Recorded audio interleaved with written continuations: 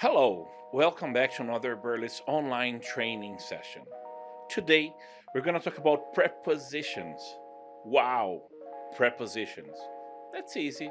All you have to do is know how to use in, on, at, about, above, across, after, against, along, amidst, before, behind, below, beneath, beside, beyond, but, by, concerning, due to, for, from, inside, of, onto, into, out of, outside, over, owing to, per, plus, prior to, since, then, through, towards, until, upon, etc., etc., etc., and etc. So, as you can see, it's not like you can learn all prepositions in a class. You need to go through the main ones, the most common ones. And then we need to understand which words go together with which prepositions. What are the combinations? My name is Rodrigo Averna. I'm a Berlitz instructor, and today's class will be about prepositions in English. Just for you to understand the dynamics of the class, let me explain how it will work.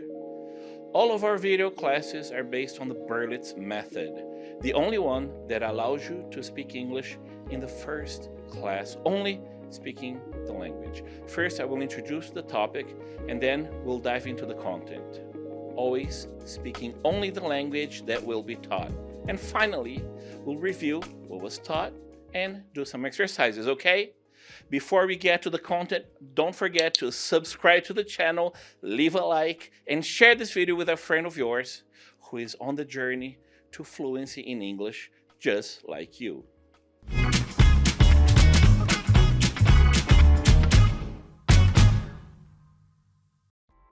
So we're going to start with in, on, and at. How do we use in, on, and at? It depends. If we're talking about locations, for example, we use in to talk about a wider area, such as a country, a state, or a city. I live in Brazil. I live in São Paulo. São Paulo. I live in Moema. These are wider areas when compared to streets and exact addresses. For example, I live on Paulista Avenue. I work on Faria Lima. Ooh, I'm a Faria Limer. Or should I say Faria Limer?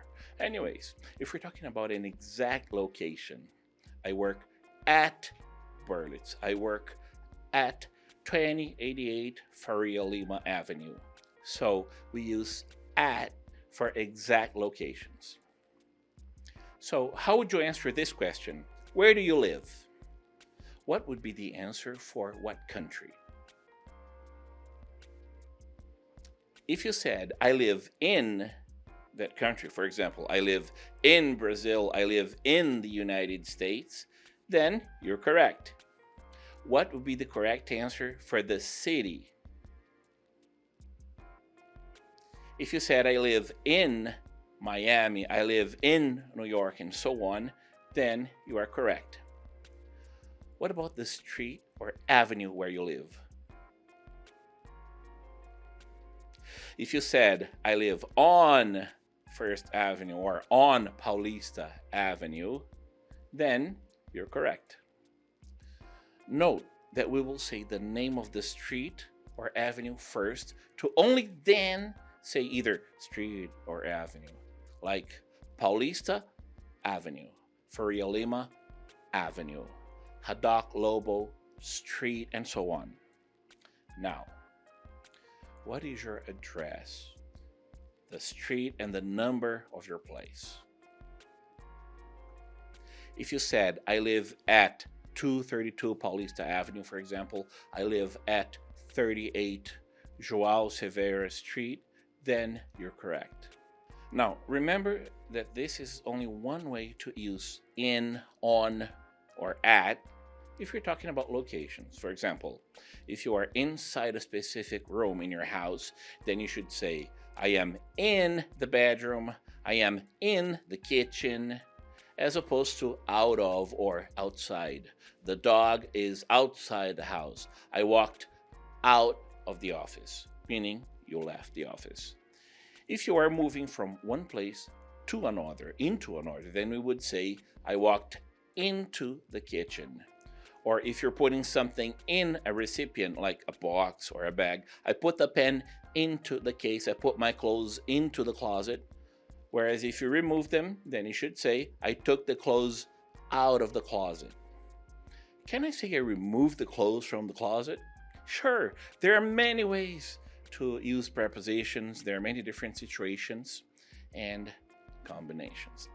If you're talking about time, for example, it's a little similar to how you talk about locations, in the sense that a wider period of time would be in, for example, a year or a month. For example, I was born in 1972. I was born in May. If you're talking about a date, a specific date, for example, then we use on. For example, I was born on May 22nd. I need to work on Monday. And if you talk about hours, then you should use at. For example, I have a meeting at 2:30. The bus leaves at 3:15. And okay, so let's review. When were you born? What year? If you said I was born in such year, then you're correct. When were you born? As in what month? If you said I was born in such month, like I was born in May, then you were correct. Now, when were you born? As in what date? If you said I was born on such day, like I was born on May 22nd, then that is correct. And then finally, what time were you born? Oh, come on. Nobody knows what time they were born. Okay, let me try a different question. What time do you usually go to bed? If you answered, I usually go to bed at 10 o'clock or at whatever time you go to bed, then you're correct. Please note that this is in an American English, okay? Now we're going to move on to some combinations. For example, I'm interested in something. For example, I'm interested in learning about new cultures.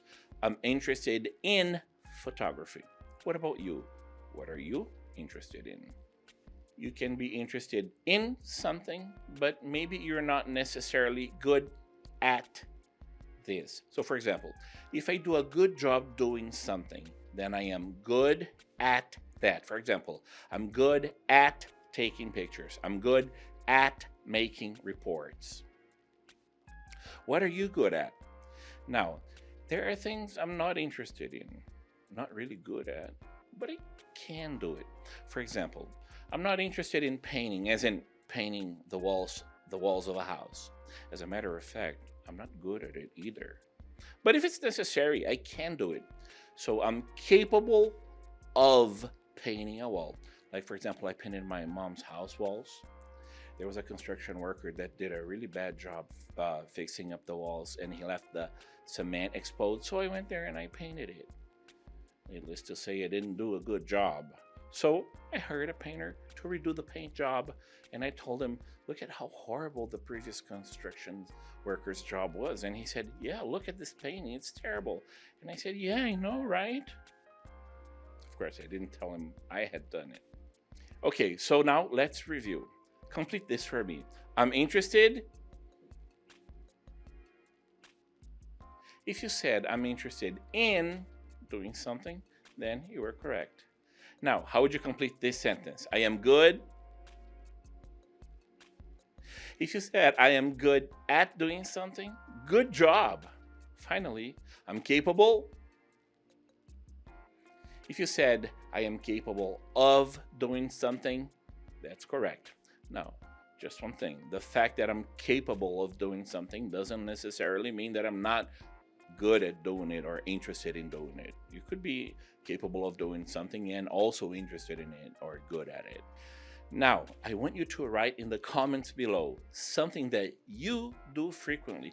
Tell me if you're good at something, interested in something, and capable of something. Don't forget to subscribe, click on the like button, and click on that little bell button so that you will know when we have no videos.